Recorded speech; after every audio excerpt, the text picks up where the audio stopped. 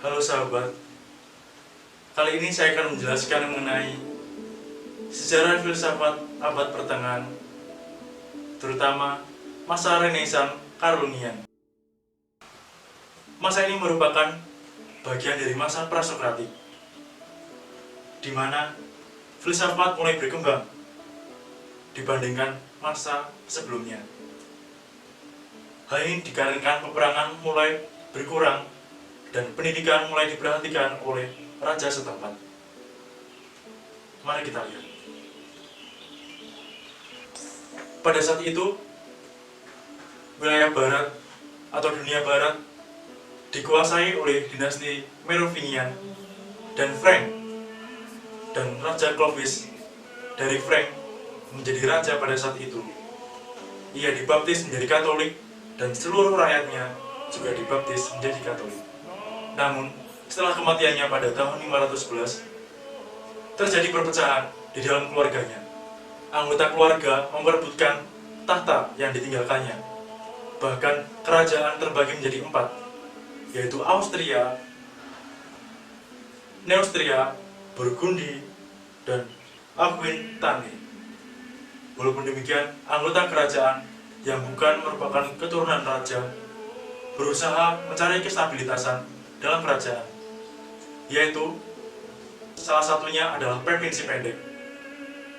Ia bertanya kepada Sri Paus, siapakah yang layak menjadi raja berikutnya? Dan akhirnya Sri Paus menjawab bahwa si Pepin yang layak menjadi raja. Akhirnya pada tahun 751, ia dimahkotai oleh Santo Bonavice atas persetujuan Paus Zakari. Hal ini membuka hubungan antara gereja dan kerajaan pada saat itu. Hal ini terwujud ketika Paus diserang oleh bangsa Lombard. Paus melarikan diri ke Prancis dan minta pertolongan kepada Raja Pepin. Raja Pepin membantu dengan membuahkan kemenangan bagi kepausan. Lalu Paus juga kembali menegaskan kekuasaan Karolingian. Setelah kematian Pepin si Pendek, kedua anaknya bertempur untuk memperebutkan kekuasaan, yaitu Karloman dan Carolus. Akhirnya Carolus lah yang menjadi raja berikutnya. Pada tanggal 25 Desember tahun 800, Paus Leo III memahkotai Carolus dan sekaligus memberi gelar kehormatan kepadanya sebagai Kaisar Romawi Suci. Dan Carolus mengambil nama sebagai Carolus Magnus. Diangkatnya Carolus sebagai Kaisar Romawi Suci membuat perdamaian dan stabilitas di dalam dunia Kristen. Hal ini terwujud dalam dekret yang menyatakan tentang pendirian sekolah-sekolah di seluruh wilayah dan di seluruh keuskupan dan biara-biara di dalam kerajaannya yang luas. Hal ini mempengaruhi filsafat mulai dipelajari kembali secara intensif di dalam kerajaannya. Selain Pepin si Pendek dan Carolus Magnus, terdapat pula tokoh-tokoh yang berpengaruh dalam masa ini, yaitu Aquinario.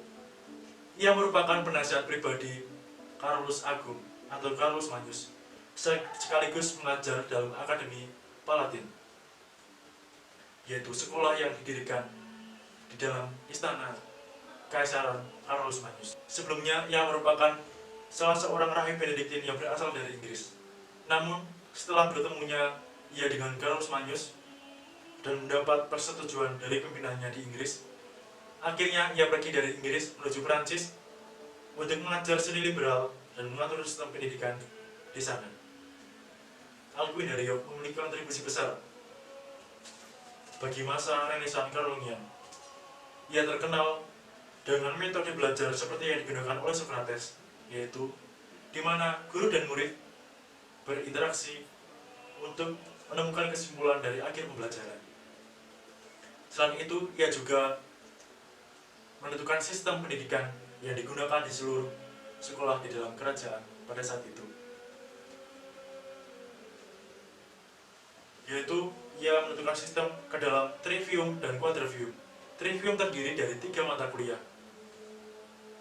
yaitu gramatika, logika, dan retorika. Sedangkan quadrivium terdiri 4 mata kuliah, yaitu aritmatika, geometri, musik, dan astronomi. Lalu bagi calon-calon imam ditambahkan teologi dan ilmu tafsir.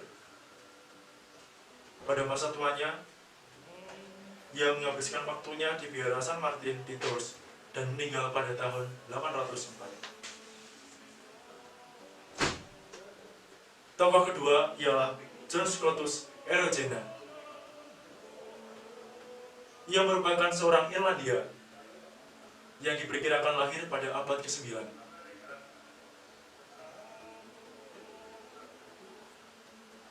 Ia bekerja di sekolah Akademi Palatine yang didirikan oleh Carolus Magnus. Selain itu, ia juga berkontribusi besar dalam menerjemahkan Pseudo Dionysius ke dalam bahasa Latin. Selain itu, ia juga mempelajari ajaran para bapak-bapak gereja. Pencapaian intelektualnya patut dihargai, di mana pada saat itu pendidikan dianggap sebagai sesuatu yang baru. Di masa hidupnya, ia menulis beberapa tulisan dan menerjemahkan beberapa tulisan. Ia menerjemahkan tulisan dari bahasa Yunani ke dalam bahasa Latin. Selain itu, ia juga menulis komentar atas karya Pseudo Dionysius dan Martianus Capella. Ia juga menulis karya yang berjudul Liber de Predestinatione dan De Visione Naturae, atau suatu khotbah dari prolog Injil Yohanes. Pemikirannya bercirikan Kristianitas sekaligus Platonis dan mengarah kepada Agustinian. Sehingga ia berpendapat bahwa materi dan benda-benda nyata tidak menjadi dasar kebenaran, melainkan ide-ide abadi yang ditemukan dalam pikiran Tuhanlah yang menjadi dasar-dasar kebenaran. Pemikirannya dapat dibagi menjadi dua, yaitu ke dalam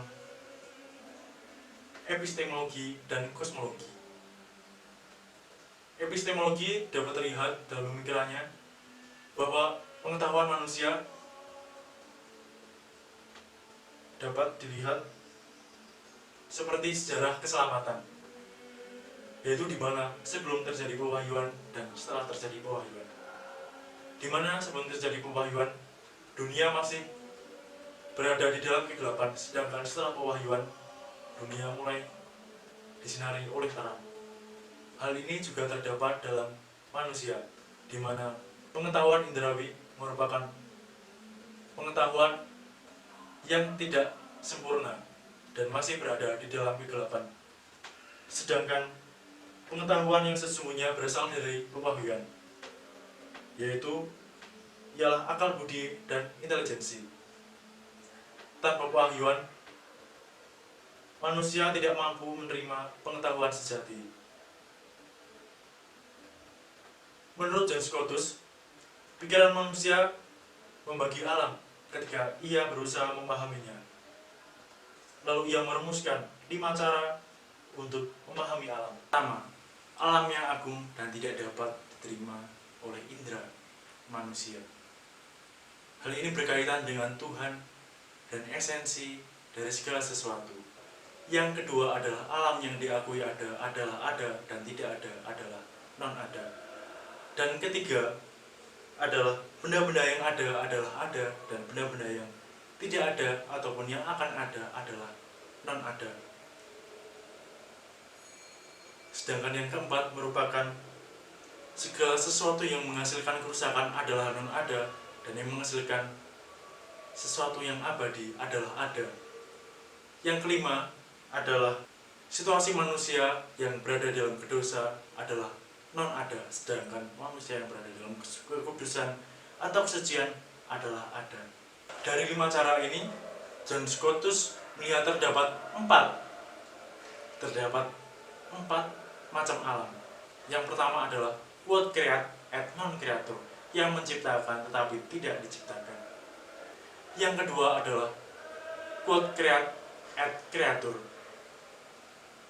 yang menciptakan dan diciptakan. Yang ketiga adalah quod creatur et non creat, yang diciptakan namun tidak menciptakan. Lalu yang keempat adalah quod nec creatur nec creat, yang tidak diciptakan dan juga tidak menciptakan.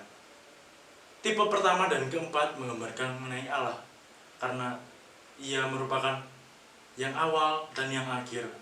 Lalu tipe yang kedua menggambarkan ide-ide abadi, dan ketiga menggambarkan segala sesuatu yang ada di dalam alam ciptaan.